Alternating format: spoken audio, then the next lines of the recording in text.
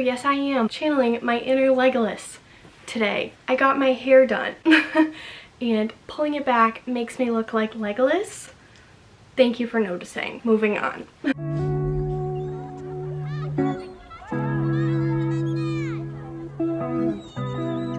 Hi friends, my name is Aylin and welcome back to my channel. Today we are going to be talking about the books that I would buy if I wasn't on a book buying ban. I know, it's devastating for me too. This one's interesting because I started filming it the other day while I was being so good on my book buying ban, and then yesterday I bought 3 books. I'll explain because they're first up, but if you saw my ins and outs for 2024 reading edition, then you will have seen that my goal is to only add 40 books to my TBR so I can purchase other books that I have read before. I just can't like purchase new books that I haven't read because those count against me.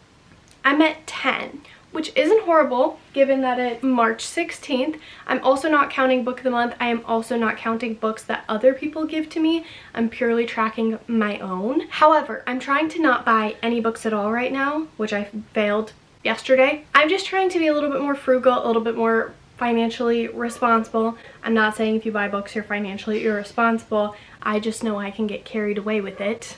But yeah, so we're gonna go through some of the books that are like on my wish list. I'll have my wish list linked below in case you want to look at it and see like some of the books that I'm talking about, because that's mostly where I'm going to pull from, and I'm horrible about linking the individual books. Let's just get started. First up, the one that I kind of failed at yesterday is the special edition paperbacks of the Chestnut Spring series.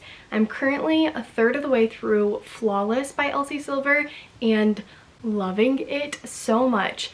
I've always wanted these books, but I wasn't sure if I was going to be like a cowboy romance girly or not. Turns out I think I just might be. It just needs to like be done well, as goes for all romance. So I'm currently loving this one and I really want these books.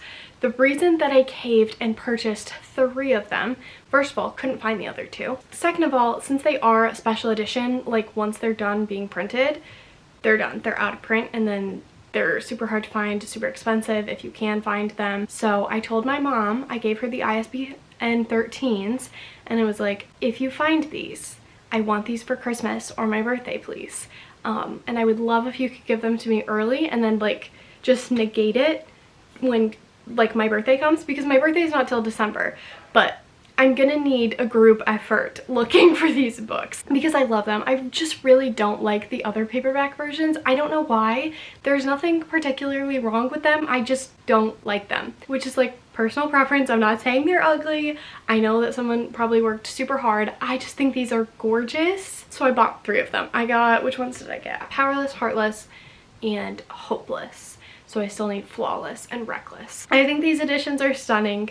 I want them so badly, so I purchased 3 of them. I only need the other 2 now. But yeah, it's because they were special editions, so I don't feel like crazy guilty about it. They were still available on Amazon if you're interested in getting them. The rest of them aren't really special editions, so like if I purchase these, it's because I have no self-restraint. Next, I have a couple books that I want to get for videos, and I'm debating if that should add and like be taken into account for my goal or not, because they're for videos, so like it's a little different, right? Anyway, the first one is Bride by Ali Hazelwood. This is also a new release that I've just been hearing so many good things about, and I really want to try like Omegaverse, and I think if there is an author to like introduce me to it, it's Ali Hazelwood. Not because she's like written a ton of Omegaverse, but because I really do like her writing style. The Love Hypothesis is one of my favorite books ever. I still need to read her backlist, but I've heard like literally nothing but amazing reviews about this one, so I am so excited to get it. And I don't know if I should like purchase physical copy because I am doing a video. Like this is part of a video, so is the next one that I'm going to talk about. You could probably guess what it is, but like I just want it. I want it so bad. The other one is The Fake Mate, which is another Omegaverse, but it's like a doctor Omegaverse, and I've heard so many amazing things about Lana Ferguson. I also want The Nanny by her because Rylan posted a story on her Instagram a really long time ago while she was reading this, saying that like the last little bit had her pacing, sweating around her room as she was reading it, and I want to know why. Like, I have to know why. I've had my eye on both of these. There's some that I really want to get to very, very soon. And I think once I do get them, I'm going to be like ecstatic. Then another one that I've had my eye on for a really, really long time is Funny Feelings by Tara DeWitt. Mostly because it's following, I don't know if it's a female comic and a male comic or just a female comic, but if you don't know, I love stand-up comedy. It is one of my greatest comforts in life. Anytime I'm feeling really, really upset, I will put on a stand-up comedy just like so I feel a little bit less alone. I've got some things to laugh about. Whatever I'm feeling doesn't feel like larger than life and making me anxious anymore. Like, it just goes away. It is the coping mechanism that I will forever and always swear by. Not really sure what my dogs are barking about. Funny Feelings by Tara DeWitt. It's a rom-com. I've heard amazing things about it, and the other day, if you're looking for good banter, read this, and this was one of the recommendations. So it's just moved even higher on like the list of books that I want to get to / purchase. Then we have one that I recently read, but the sequel just came out. So like they go together and I want to buy them together, but I've only read one of them. And that is Done and Dusted and Swift and Saddled by Lila Sage. These are other cowboy romances.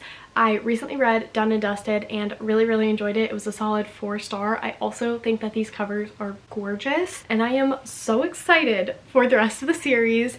Book 2, I'm like medium excited, but book 3, I am so excited for. If you know who it's about, you know why I'm excited. I mean, you could literally go look it up, but in case you don't want to know anything, these are part of the Rebel Blue Ranch series. They're taking place in Wyoming, and we are following a group of siblings. So there are 3 siblings. The first one, we are following the youngest sister, and then the next 2 are following her older brothers. The last one, single dad trope. Single dad trope. Like, are you kidding me? So excited. I am excited for the next one because he's going to be like the epitome of a cinnamon roll hero, and it's just so refreshing sometimes. But yeah, I really, really, really, really want these, but I'm having to like, here's the thing. I have the audiobook like on hold for Swift and Saddled. Let's see when it's supposed to come on Libby. It's a few weeks away, but I have other things that I need to be reading, so like it's fine. 12 weeks. I'm 12th in line. There are 2 copies unused and 21 people waiting in total. Very excited to eventually get my hands on these because they're just gonna look so good on my shelves. I can't wait. I can't wait to have like a full romance shelf. It's gonna be beautiful. I'm loving all the romance that are on my shelves, but like, next, we're gonna switch it up. We have a little bit of fantasy. So this one is Masters of Death by Olivia Blake. I really want like the rest of the Atlas 6 complex, Paradox Atlas complex. I have the first one, I need the second 2. Would really love those, but I need to read the first one in order to get it. So like I have a little bit more self-restraint when it comes to that. Masters of Death, however, I recently started following Madison Kate, and she does like extremely specific book reviews for extremely specific moods. Love is a great idea, but she said that if you are like in your 20s, you don't really know like what you're doing with your life, what the purpose of life is, and you're just feeling like existentialism, you need to read this book. So I need to read this book, and I think it would be so fun to like vlog my reading experience, but this one can wait because I have a few other vlogs that I'm currently working on. So like, yes, I want it, but also like I can be patient. Then we have Fatebreaker by Victoria Aveyard. This is the 3rd and final book in the Realmbreaker series. I have the first 2 books. I would really love a special edition of Fatebreaker, but if I don't get it, that is like fine. And like the original edition is super stunning. I just have a special edition of Bladebreaker, so like it would be nice, but it's not necessary at all. I just have a feeling I'm going to love this series, but I need to start it. I can't just keep getting books that I haven't started, or like started the series, as much as I would love to. Back to another romance, we have Butcher and Blackbird by Bryn Weaver. This is a serial killer romance, and again, watching Madison Kate, she said that this one was phenomenal, and she has like a knife of some kind, and the guy's like, oh, I really like it, where'd you get it? And she's like, Etsy. That's iconic. That is so iconic. The second book comes out in a couple of months, I think, and I would love to read this one. I think I'm gonna fly through it, but it's also something where if it's like on Kindle Unlimited, I could get it on my Kindle, or if I could get like an ebook copy, like I can do that and read it that way and then just get it after.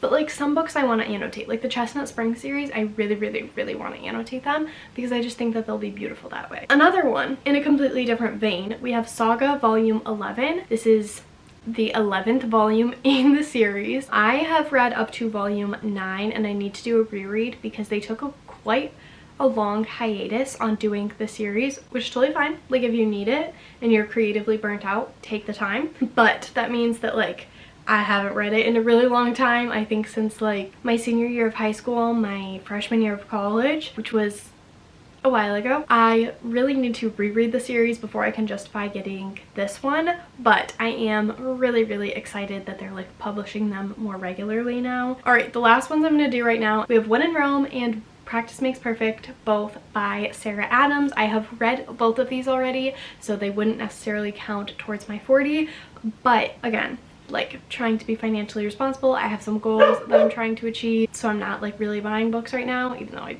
did yesterday. But I really enjoyed these, and I think that again they would just be like beautiful, and I would love to have them on my shelves because like I said, I really enjoy these. There's are really well done small town romances. The first one is following like a pop star who's just trying to get away for a little bit, falls in love with like a grumpy guy, so it's Grumpy Sunshine. The second one, she's kind of like the shy girl, she's the youngest, following I believe the siblings of Hero in the first book.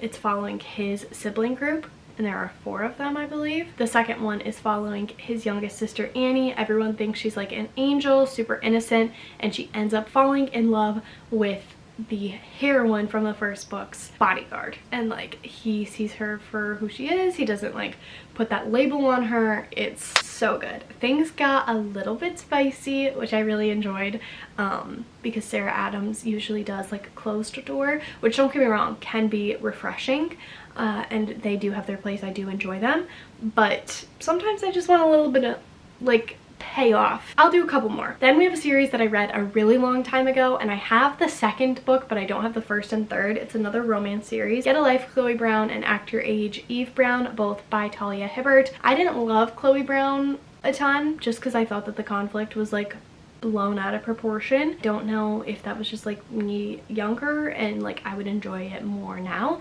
but I love the second and third book. So I have Take a Hint, Danny Brown, but I would love the first and third just to complete my collection. I read these a really long time ago, but I like thoroughly enjoy them, and I think the covers are so cute. Then I have a couple of Junji Ito.